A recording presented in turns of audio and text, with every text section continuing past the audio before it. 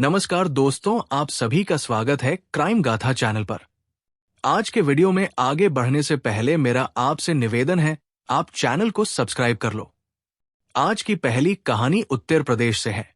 गोरखपुर जिला उत्तर प्रदेश का एक ऐसा इलाका जहां खेतों की हरियाली और गांवों की सादगी जीवन का हिस्सा थी। लेकिन साल 2014 में एक ऐसी घटना घटी जिसने इस शांत इलाके को हमेशा के लिए बदल दिया।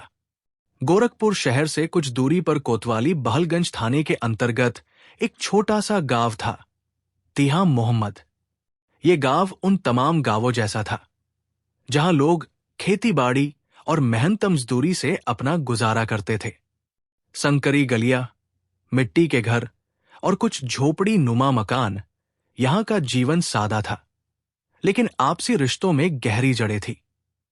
कोई खुशी हो या गम, गांव वाले एक दूसरे के साथ खड़े रहते थे।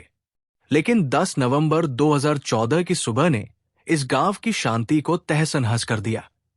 एक ऐसी त्रासदी घटी जिसने न सिर्फ एक परिवार को उजाड़ दिया, बल्कि पूरे गांव को सदमे में डाल दिया। रामाश्रय का परिवार तिहाम मोहम्मद में रहता था। रामाश्रय एक साधारण किसान था जो अपनी मेहनत से परिवार का पेट पालता था। उसके परिवार में उसकी पत्नी केसरी देवी थी, जो घर की धुरी थी। उनके 2 बेटे थे, संजय और राकेश कुमार, जिसे लोग हृदय कुमार भी कहते थे। साथ ही 2 बेटियां थीं, सीमा और आशा। रामाश्रय की मौत 8 से 9 साल पहले हो चुकी थी, जिसके बाद केसरी देवी ने अकेले ही परिवार की जिम्मेदारी संभाली। संजय करीब 18 साल पहले लापता हो गया था और उसका कोई अतापता नहीं था। राकेश मुंबई में नौकरी करता था और आशा की शादी हो चुकी थी, वो ससुराल में रहती थी। घर में अब सिर्फ केसरी देवी, उनकी बेटी सीमा और सीमा का बेटा आशीष, जिसे लोग लालू कहते थे, रहते थे। सीमा की शादी हो चुकी थी, लेकिन कुछ कारणों से वो अपने मायके में ही रह रही थी। लालू छोटा था, स्कूल जाने की उम्र का और परिवार की उम्मीदों का केंद्र। 10 नवंबर 2014 की सुबह करीब 6 बजे की बात है। गांव के ग्राम प्रधान काशीराय अपनी रोज की आदत के मुताबिक सुबह की सैर के लिए निकले थे। काशीराय उम्रदराज थे, लेकिन सेहत का ख्याल रखते थे। वे गांव की संकरी गलियों से गुजरते हुए दलित मोहल्ले की ओर जा रहे थे, जो गांव के बाहरी हिस्से में था। रास्ते में उन्हें रामाश्रय के झोपड़ी नुमा घर के पास से गुजरना पड़ा। घर की दालान खुली थी, जहां एक पुरानी चारपाई रखी थी। काशीराय की नजर उस चारपाई पर पड़ी और जो दृश्य उन्होंने देखा, वो किसी भी इंसान के रोंगटे खड़े कर सकता था। चारपाई पर 3 शव एक दूसरे के ऊपर पड़े थे। सबसे नीचे लालू की लाश थी, उसके ऊपर केसरी देवी की और सबसे ऊपर सीमा की। खून से सनी चारपाई और आसपास का सन्नाटा, ये दृश्य इतना भयावह था कि काशीराय के मुंह से चीख निकल गई।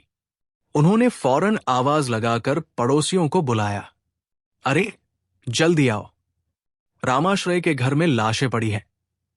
कुछ ही पलों में लोग इकट्ठा हो गए। कोई चीख रहा था, कोई रो रहा था, कोई सदमे में खामोश। खबर जंगल की आग की तरह गांव में फैल गई और रामाश्रय के घर के सामने भीड़ जमा हो गई। काशीराय ने तुरंत कोतवाली बहलगंज थाने को फोन किया। थाने के प्रभारी इंस्पेक्टर सुनील कुमार राय को जैसे ही सूचना मिली, वे अपनी टीम के साथ तिहाम मोहम्मद पहुंचे। घटनास्थल पर पहुंचते ही उनका दिल भी दहल गया। 3 लाशें एक चारपाई पर और घर में कोई जीवित आत्मा नहीं। इंस्पेक्टर राय ने तुरंत वरिष्ठ अधिकारियों को सूचित किया। IG Satish Kumar Mathur, DIG Sanjeev Kumar, SSP Rajkumar Bhardwaj, SP ग्रामीण ब्रिजेश सिंह और सीओ अशोक कुमार। सूचना मिलते ही ये अधिकारी भी घटनास्थल की ओर रवाना हुए। इंस्पेक्टर सुनील कुमार राय ने अपनी टीम के साथ दालान में जांच शुरू की। चारपाई के पास 315 बोर की 5 गोलियों के खोखे पड़े थे। साथ ही कांच की टूटी चूड़ियों के टुकड़े बिखरे हुए थे, जो सीमा की कलाई के थे। इन टुकड़ों से साफ था कि सीमा ने हमलावरों से संघर्ष किया होगा, शायद अपने बेटे या मां को बचाने की कोशिश में। पुलिस ने इन सबूतों को सावधानी से इकट्ठा किया। गोलियों के खोखे, चूड़ियों के टुकड़े और आसपास की हर छोटी बड़ी चीज। शवों का निरीक्षण किया गया।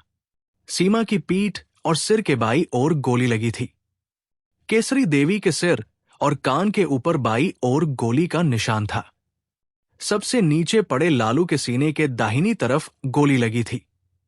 लाशों की स्थिति और गोलियों के खोखों से लग रहा था कि हमलावर कम से कम 3-4 थे, क्योंकि इतनी सटीकता से एक अकेला शख्स ये हमला नहीं कर सकता था। आसपास के लोगों से पूछताछ शुरू हुई। पता चला कि परिवार में अब कोई और मौजूद नहीं था। आशा ससुराल में थी, राकेश मुंबई में और संजय 18 साल से लापता। घर में कोई ऐसा नहीं था जो तुरंत कोई जानकारी दे सके।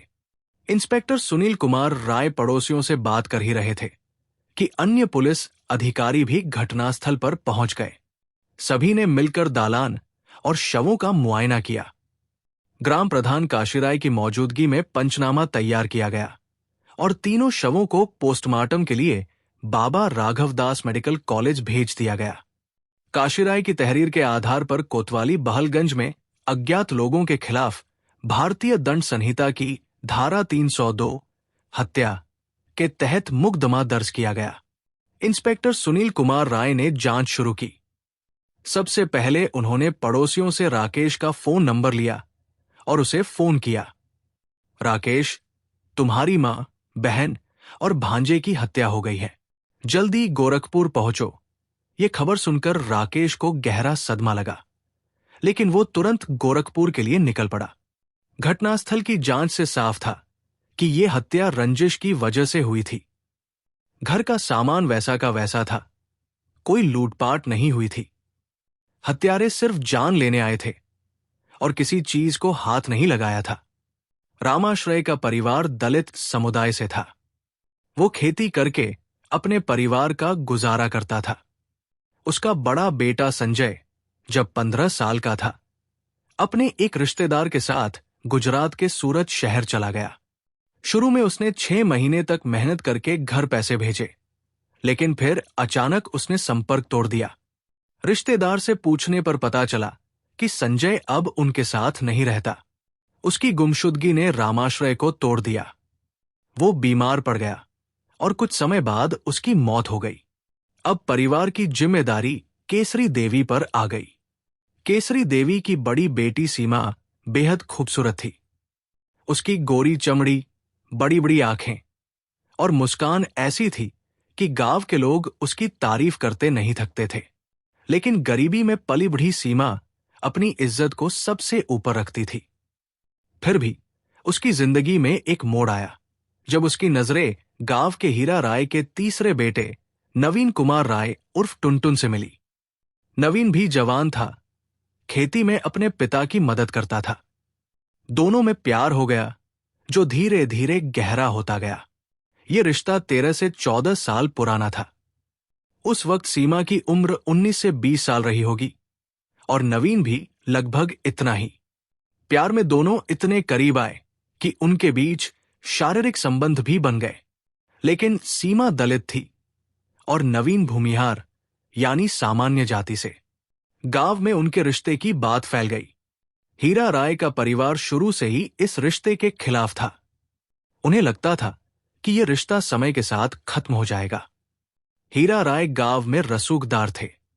उनके 4 बेटे थे, अरविंद कुमार राय, परविंद कुमार राय उर्फ गुड्डू, नवीन कुमार राय उर्फ टुनटुन और अरुण कुमार राय उर्फ विक्की।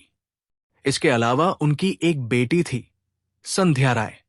उनके 2 बेटे अरविंद और परविंद बैंकॉक में नौकरी करते थे और वहां से अच्छा पैसा भेजते थे। इस पैसे से हीरा राय ने गांव में जमीनें खरीदी, जिससे उनकी गिनती गांव के बड़े लोगों में होने लगी। नवीन और सीमा का रिश्ता जब ज्यादा गहरा होने लगा तो हीरा राय और उनके बड़े बेटे अरविंद को चिंता सताने लगी। उन्हें डर था कि अगर यह रिश्ता शादी तक पहुंचा तो समाज में उनकी इज्जत मिट्टी में मिल जाएगी। अरविंद ने केसरी देवी को धमकी दी कि वह अपनी बेटी को काबू में रखें। नवीन को भी सीमा से मिलने से मना किया गया। नवीन ने परिवार के दबाव में भले ही वादा किया, लेकिन वो सीमा से चोरी छिपे मिलता रहा। नतीजा ये हुआ कि सीमा गर्भवती हो गई। ये बात गांव में फैल गई और केसरी देवी की बदनामी होने लगी। बदनामी से बचने के लिए केसरी ने जल्दबाजी में सीमा की शादी देवरिया जिले के थाना इकोना के गांव छपना के रहने वाले दीपचंद से करा दी। सीमा ससुराल चली गई, लेकिन वहां उसका गर्भ छिपा नहीं। जब दीपचंद को पता चला कि सीमा 2-3 महीने की गर्भवती है और बच्चा किसी और का है, तो उसने सम्मान के साथ सीमा को मायके भेज दिया और तलाक ले लिया। ये बात 11 से 12 साल पहले की है। इसके बाद सीमा अपनी मां और भाई बहनों के साथ मायके में ही रहने लगी। समय आने पर उसने एक बेटे को जन्म दिया, जिसका नाम आशीष उर्फ लालू रखा गया। गांव में हर कोई जानता था कि लालू नवीन का बेटा है। नवीन भी सीमा और लालू को अपनाने को तैयार था, लेकिन उसका परिवार सख्त खिलाफ था। सबसे बड़ी वजह थी सीमा का दलित होना। जब सीमा ने लालू का स्कूल में दाखिला कराया, तो उसने पिता के नाम के तौर पर नवीन कुमार राय का नाम लिखवाया। ये बात हीरा राय और उनके बेटों को खटकने लगी। उन्हें डर था कि लालू बड़ा होकर उनकी संपत्ति में हिस्सा मांग सकता है। नवीन शादी नहीं कर रहा था, क्योंकि वो सीमा और लालू से प्यार करता था। परिवार ने नवीन को गांव से हटाने का फैसला किया। उन्होंने उसका पासपोर्ट और वीजा बनवाया और उसे बैंकॉक भेज दिया। नवीन के जाते ही अरविंद और परविंद गांव लौट आए। अब उनकी साजिश शुरू हुई, लालू को रास्ते से हटाने की। 10 नवंबर 2014 की वो रात तीहा मोहम्मद गांव के लिए एक काला अध्याय बन गई। रामाश्रय के घर की चारपाई पर पड़ी 3 लाशें, केसरी देवी, सीमा और छोटे लालू, न सिर्फ एक परिवार की त्रासदी थी, बल्कि गांव के लिए एक ऐसा दाग बन गई जो सालों तक लोगों के जहन में रहा। यह हत्याकांड सिर्फ खून खराबा नहीं था, बल्कि जातीय भेदभाव, सामाजिक दबाव और संपत्ति के लालच की गहरी साजिश थी। कोतवाली बहलगंज पुलिस ने मामले को गंभीरता से लिया और इंस्पेक्टर सुनील कुमार राय की अगुवाई में जांच शुरू हो चुकी थी। लेकिन ये जांच आसान नहीं थी। हत्यारे कोई साधारण अपराधी नहीं थे। ये एक ऐसी साजिश थी जिसमें परिवार की इज्जत, सामाजिक रसूख और पैसों का खेल शामिल था। राकेश, जो मुंबई में नौकरी करता था, को जब अपनी मां, बहन और भांजे की हत्या की खबर मिली, वो सदमे में डूब गया। उसका दिमाग सुन्न हो गया, लेकिन वो तुरंत गोरखपुर के लिए रवाना हो गया। 11 नवंबर 2014 को वो तीहा मोहम्मद पहुंचा। घर का दृश्य देखकर उसका दिल टूट गया। खाली घर, बिखरा हुआ सामान और चारपाई पर खून के धब्बे, ये सब उसे अपने परिवार की याद दिला रहा था। उसने सामान रखा और सीधे कोतवाली बहलगंज पहुंचा। वहां उसने इंस्पेक्टर सुनील कुमार राय को एक प्रार्थना पत्र सौंपा। इस पत्र में उसने गांव के हीरा राय और उनके 4 बेटों कुमार राय, अरुण कुमार राय उर्फ विक्की, अरविंद कुमार राय और नवीन कुमार राय उर्फ टुनटुन को हत्या का दोषी ठहराया। राकेश का दावा था कि उसकी बहन सीमा का नवीन के साथ 13 से 14 साल से प्रेम संबंध था। इस रिश्ते की वजह से हीरा राय का परिवार उनसे रंजिश रखता था। राकेश को लगता था कि यह रंजिश ही हत्या की वजह बनी। उसने ये भी कहा कि अगर वो उस रात घर पर होता तो शायद उसकी भी हत्या हो जाती। राकेश के प्रार्थना पत्र के आधार पर पुलिस ने पहले से दर्ज अज्ञात लोगों के खिलाफ मुकदमे को अपडेट किया। अब 5 लोगों हीरा राय, अरविंद, परविंद, अरुण और नवीन को नामजद अभियुक्त बनाया गया। भारतीय दंड संहिता की धारा 302 हत्या के साथ साथ SC/ST एक्ट की धाराएं भी जोड़ी गई। मामले की जांच सीओ अशोक कुमार को सौंप दी गई। राकेश ने बताया कि सीमा और नवीन का रिश्ता गांव में चर्चा का विषय था। नवीन का परिवार शुरू से ही इस रिश्ते के खिलाफ था, क्योंकि सीमा दलित थी और नवीन भूमिहार। ये जातीय भेदभाव और संपत्ति का डर ही हत्या की जड़ था। पुलिस ने तुरंत कार्रवाई शुरू की। सबसे पहले उन्होंने हीरा राय के घर पर छापा मारा, लेकिन वहां सिर्फ परिवार की महिलाएं मिली। हीरा और उनके बेटे घर छोड़कर फरार हो चुके थे। जांच के दौरान पुलिस को सीमा का मोबाइल फोन मिला। फोन की कॉल डिटेल्स चेक करने पर पता चला कि घटना की रात 12 बजे के करीब सीमा के फोन पर एक कॉल आई थी। ये कॉल गांव के ही अरुण कुमार राय के नंबर से थी। ये एक अहम सबूत था जो राकेश के दावे को और मजबूत कर रहा था। पुलिस ने हथियारों की तलाश शुरू की, लेकिन अभियुक्तों के फरार होने की वजह से जांच में मुश्किल आ रही थी। इस घटना ने पूरे गांव को हिलाकर रख दिया। लोग सड़कों पर उतर आए। 13 नवंबर को बहुजन समाज पार्टी के जिला अध्यक्ष सुरेश कुमार भारती के नेतृत्व में एसएसपी ऑफिस के सामने 6 सूत्रीय मांगों को लेकर धरना शुरू हुआ। प्रदर्शनकारियों ने अभियुक्तों की तत्काल गिरफ्तारी और पीड़ित परिवार को मुआवजे की मांग की। उसी दिन समाजवादी पार्टी की पूर्व विधायक शारदा देवी तिहा मोहम्मद पहुंची। उन्होंने राकेश से मुलाकात की, उसे हिम्मत दी और मुख्यमंत्री अखिलेश यादव को मुआवजे के लिए पत्र लिखा। साथ ही उन्होंने पुलिस पर दबाव डाला कि हत्यारों को जल्द से जल्द पकड़ा जाए। ये दबाव रंग लाया। 14 नवंबर 2014 की रात पुलिस को बड़ी सफलता मिली। ओझौली गांव के पास रात 1:12 बजे 3 अभियुक्तों परविंद कुमार राय, अरुण कुमार राय उर्फ विक्की और अरविंद कुमार राय को गिरफ्तार कर लिया गया। तलाशी में अरुण के पास से 315 बोर का देसी कट्टा, 3 खाली कारतूस और एक जिंदा कारतूस बरामद हुआ।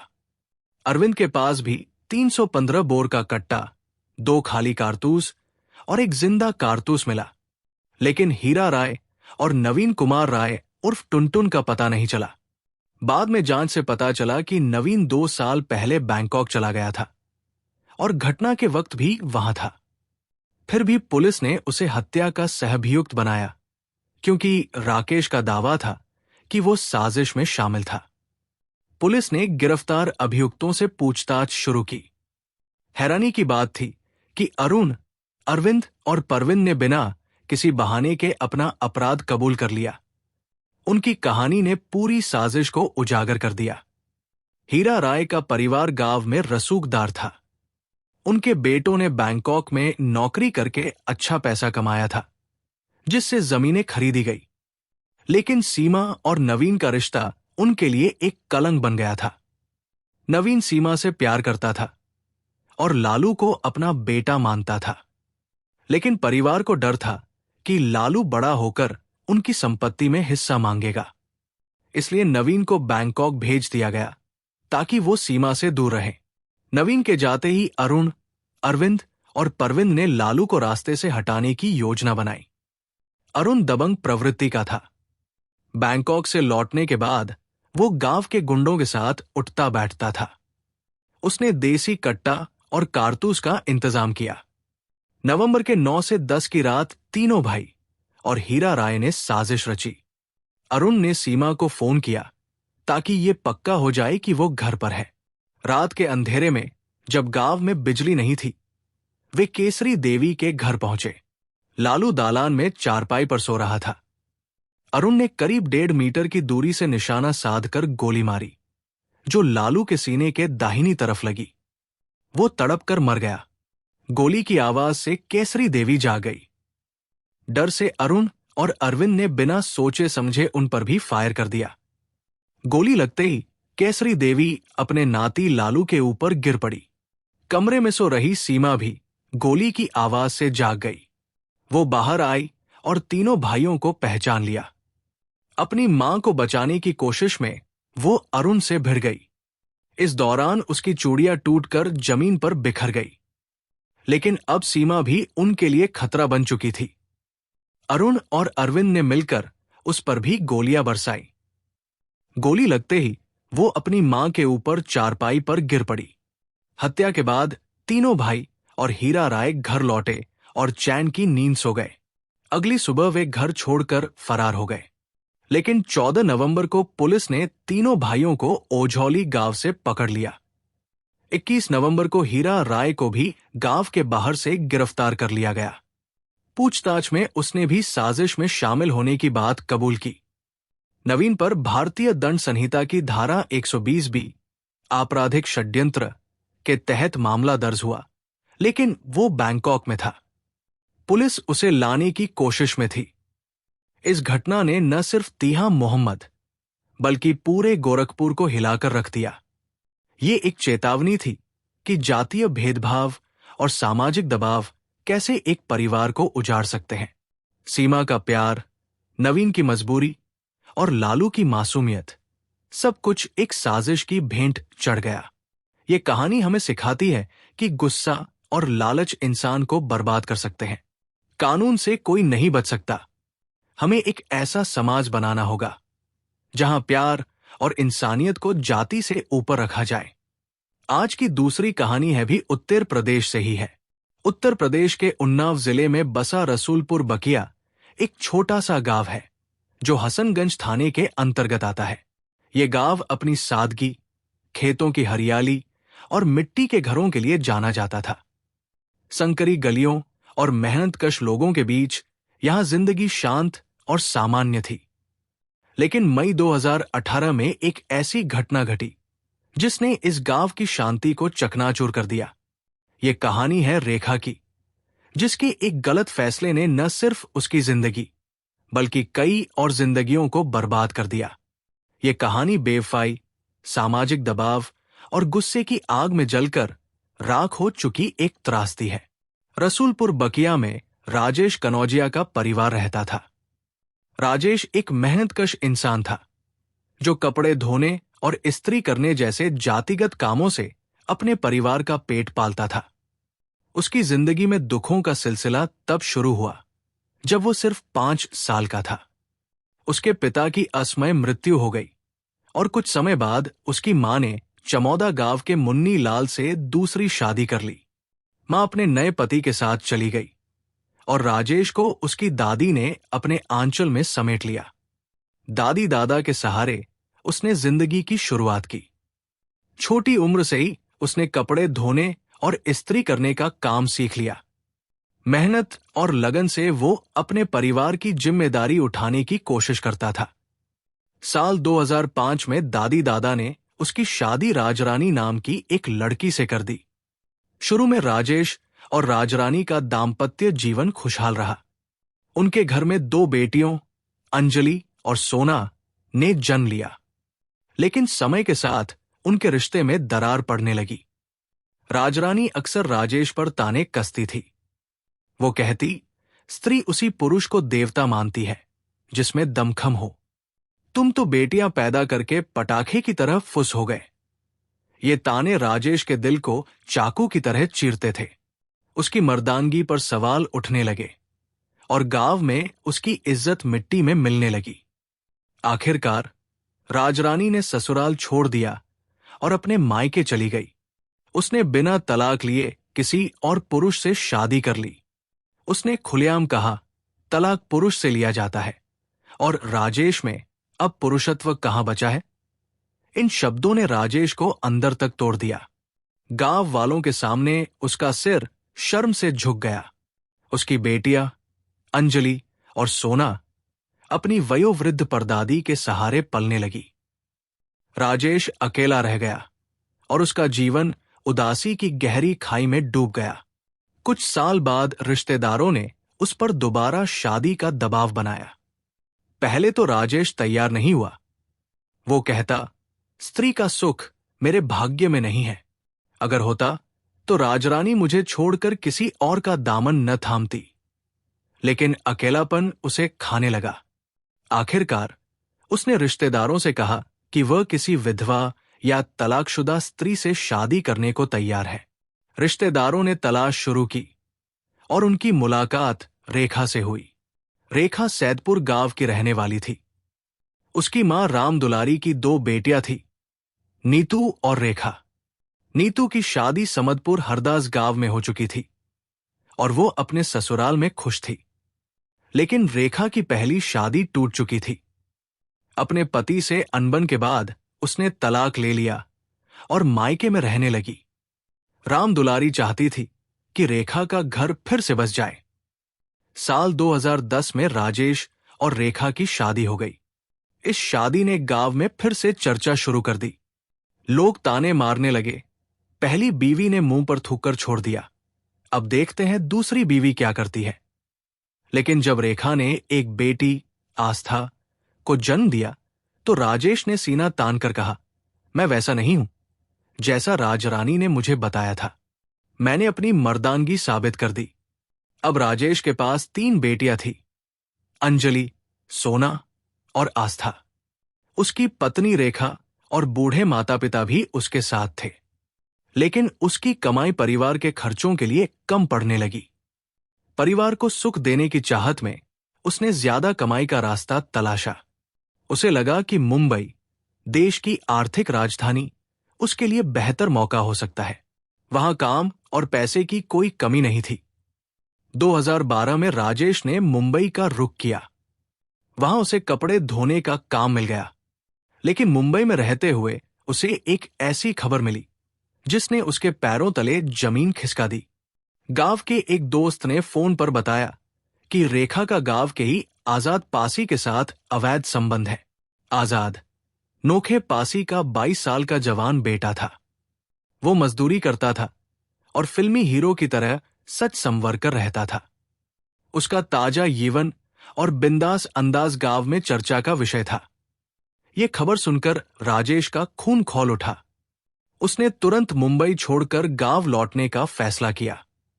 रसूलपुर बकिया लौटकर राजेश ने रेखा को जमकर पीटा। उसने आजाद को भी धमकी दी, मेरे घर में फिर कदम रखा तो जान से मार दूंगा। रेखा और आजाद ने वादा किया कि वे अब कोई गलत रिश्ता नहीं रखेंगे। लेकिन ये वादा ज्यादा दिन नहीं टिका। दोनों रात के अंधेरे में चुपके चुपके मिलने लगे। जब राजेश को इसकी भनक लगी तो उसने रेखा पर और सख्ती की। उसने रेखा के घर से निकलने पर पाबंदी लगा दी। लेकिन रेखा और आजाद का जुनून कम नहीं हुआ। उनकी चाहत ने उन्हें इतना बेकाबू कर दिया कि एक रात उन्होंने घर से भागने का प्लान बनाया और फरार हो गए। राजेश ने हसनगंज थाने में शिकायत दर्ज की। पुलिस ने रेखा और आजाद के मोबाइल नंबर सर्विलांस पर लगाए और उनकी लोकेशन ट्रेस की। दोनों को जल्द ही पकड़ लिया गया। पुलिस ने सख्त चेतावनी दी और उनसे वादा लिया कि वे अब कोई गलत रिश्ता नहीं रखेंगे। राजेश रेखा को घर ले आया और आजाद अपने घर चला गया। कुछ महीनों तक सब शांत रहा। राजेश को लगा कि रेखा और आजाद सुधर गए हैं। परिवार के बढ़ते खर्चों को देखते हुए उसने फिर से परदेश जाने का फैसला किया। इस बार उसने मुंबई के बजाय दुबई जाने का मन बनाया। साल 2016 में उसने पासपोर्ट बनवाया और दुबई में नौकरी पकड़ ली। वो 2 साल के कॉन्ट्रैक्ट पर गया, जिसके तहत उसे 2 साल बाद 2 महीने की छुट्टी और भारत आने जाने का टिकट मिलना था। राजेश के दुबई जाते ही रेखा और आजाद के लिए रास्ता साफ हो गया। दोनों फिर से खुलेआम मिलने लगे। शुरू में वे छिप-छिप कर मिलते थे, लेकिन जल्द ही उनकी बेपरवाही सामने आ गई। गांव वालों ने कुछ दिन इसकी चर्चा की, फिर चुप हो गए। उन्हें लगने लगा कि रेखा और आजाद सुधरने वाले प्राणी नहीं हैं। रेखा एक खूबसूरत और कामुक स्वभाव की महिला थी। उसने आजाद के साथ अपने रिश्ते में कोई सावधानी नहीं बरती। वो कहती थी, झमाझम बारिश में बिना भीगे प्यार का मजा अधूरा है। टूट कर प्यार करो और झूम कर बरसो। उसकी इस बेपरवाही का नतीजा ये हुआ कि वो गर्भवती हो गई।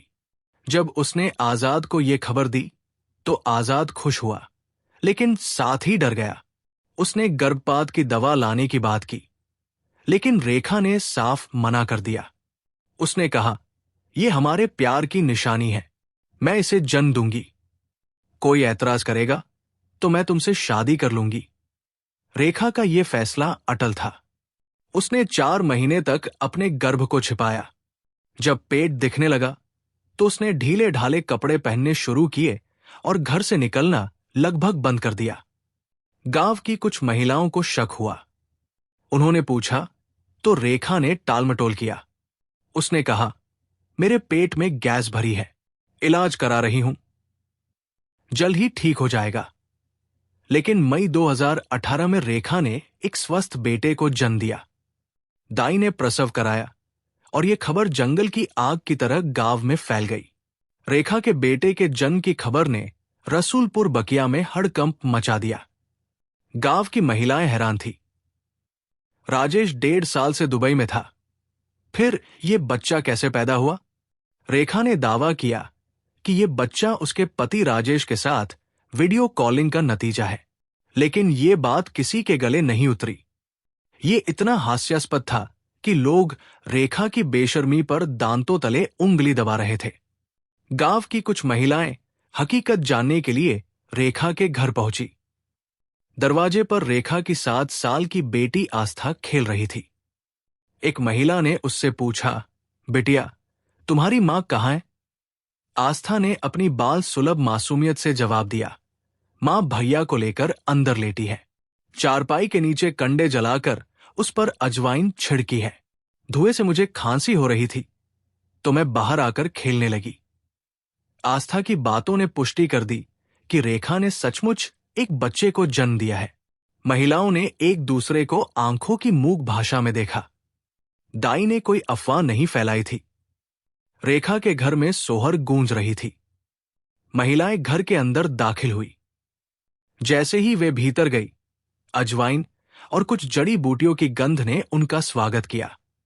ये वही गंध थी जो आमतौर पर प्रसव के बाद दी जाती है। रेखा अपने बगल में एक नवजात बच्चे को लेटाए हुए थी। वो न तो घबराई, न बच्चे को छिपाने की कोशिश की और न ही शर्मिंदगी दिखाई। इसके उलट उसने मुस्कुराते हुए महिलाओं का अभिवादन किया। एक महिला ने चुटकी लेते हुए कहा, बधाई हो रेखा, पुत्रवती बन गई। पहले से बेटी थी, अब बेटा भी हो गया। रेखा ने बिना झिझक जवाब दिया, इसके जन्म से मेरा परिवार पूरा हो गया। हम दो, हमारे दो। लेकिन एक दूसरी महिला ने सवाल उठाया, बच्चा ठहरने में 9 महीने लगते हैं। राजेश 1.5 साल से दुबई में है, फिर यह बच्चा कैसे पैदा हुआ? रेखा ने हास्यास्पद तर्क दिया, वो दुबई में है तो क्या हुआ? मैं रोज उससे वीडियो कॉलिंग करती थी, उसी से यह बच्चा पेट में आ गया। यह सुनकर महिलाएं अवाक रह गई। एक ने हैरानी से कहा, ऐसा भी कहीं होता है? पहले तो ऐसा नहीं होता था, लेकिन शायद मेडिकल साइंस ने इतनी तरक्की कर ली है। लेकिन उनके मन में एक ही बात थी, रेखा बेशर्मी से झूठ बोल रही थी। वो सोच रही थी कि गांव की औरतें उसकी बात को सच मान लेंगी। महिलाओं का गुस्सा भड़क उठा, लेकिन प्रसूता से बहस करना उन्हें उचित नहीं लगा। उन्हें एक संत के प्रवचन की बात याद आई, जिसमें कहा गया था, जहां पाप हो उस छत के नीचे खड़ा होना भी पाप है। रेखा का नवजात बच्चा उनके लिए पाप का जीता जागता सबूत था। वे रेखा को कोसते हुए, उसकी चरित्रहीनता पर लानत भेजते हुए और राजेश पर तरस खाते हुए वहां से चली गई। जैसे ही टोली रेखा के घर से बाहर निकली, गांव की दूसरी महिलाएं उनके पास आ गई। उनके चेहरों पर उत्सुकता थी। एक ने पूछा, क्या रेखा का बच्चा हुआ है? टोली ने जवाब दिया, हां, बिल्कुल सच है। रेखा ने हराम का बच्चा जना है। कहती है, वीडियो कॉलिंग से बच्चा पेट में आ गया। हमें बेवकूफ समझती है। यह सुनकर रेखा की बेशर्मी की चर्चा गांव में और तेज हो गई। हर गली नुक्कड़ पर लोग उसके झूठ और बेपरवाही की बातें करने लगे। इधर राजेश को दुबई में यह खबर मिली जब उसका 2 साल का कॉन्ट्रैक्ट पूरा हुआ। उसे 2 महीने की छुट्टी और भारत आने जाने का टिकट मिलना था। किसी ने उसे फोन पर बताया, रेखा ने बेटा जना है और वो आजाद का बच्चा है। यह खबर सुनकर राजेश सन्न रह गया। उसका गुस्सा 7वें आसमान पर पहुंच गया। उसने ठान लिया कि वो रेखा, आजाद और उनके बच्चे को जिंदा नहीं छोड़ेगा। उसने दुबई में ही एक तेज धार वाला छुरा खरीद लिया। 30 मई 2018 को वो भारत लौट आया। वो सीधे अपने घर नहीं गया। पहले वो सैदपुर में अपनी सास राम दुलारी के घर पहुंचा। वहां उसने रेखा की बेवफाई का दुखड़ा रोया। उसने शराब पी, मटन खाया और रात 9 बजे अपने बैग के साथ रसूलपुर बकिया के लिए निकल पड़ा। जब राजेश अपने घर पहुंचा तो उसने जो दृश्य देखा उसने उसके गुस्से को और भड़का दिया। रेखा और आजाद कामुक छेड़छाड़ में मशगूल थे। राजेश को देखते ही आजाद दीवार कूदकर भाग गया। राजेश का खून खौल रहा था। उसने बैग से छुरा निकाला और रेखा पर हमला कर दिया। रेखा ने अपने 5 महीने के बेटे को उठाया और उसे दूसरे कमरे में लेटाकर दरवाजा बाहर से बंद कर दिया। फिर वो दरवाजे पर चट्टान की तरह खड़ी हो गई। उसने चीख कर कहा, मेरे जीते जी तुम मेरे बच्चे का बाल बांका नहीं कर सकते। राजेश ने गुस्से में जवाब दिया, तुझे भी मरना है, उसे भी, और आजाद को भी मैं नहीं छोड़ूंगा। इसके साथ ही उसने रेखा पर छुरे से ताबड़तोड़ वार किए। रेखा चीखती हुई बाहर की ओर भागी, लेकिन खरंजा मार्ग पर पहुंचते ही वो गिर पड़ी और उसकी मौत हो गई। खून के निशान घर से सड़क तक फैल गए। रेखा की हत्या के बाद राजेश ने अपनी 7 साल की बेटी आस्था को गोद में उठाया और गांव से भाग गया। वो समदपुर में अपनी साली नीतू के घर पहुंचा। उसने आस्था को नीतू को सौंपा और वहां से फरार हो गया। 31 मई 2018 की रात 1:08 बजे जब कुछ ग्रामीण रामचरितमानस के पाठ से लौट रहे थे तो उन्होंने खरंजा मार्ग पर रेखा की रक्तरंजित लाश देखी। शोर मच गया और हसनगंज थाने को फोन से सूचना दी गई।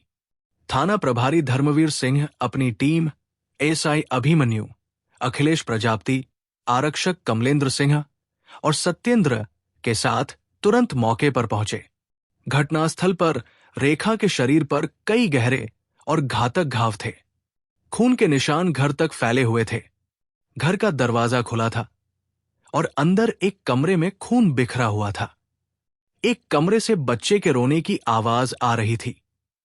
पुलिस ने दरवाजा खोला तो रेखा का 5 महीने का बेटा वहां मिला, लेकिन आस्था का कहीं अतापता नहीं था। पुलिस ने घर की तलाशी ली तो एक बैग में राजेश का पासपोर्ट और कुछ मर्दाना कपड़े मिले। इससे पुष्टि हुई कि राजेश दुबई से लौट आया था।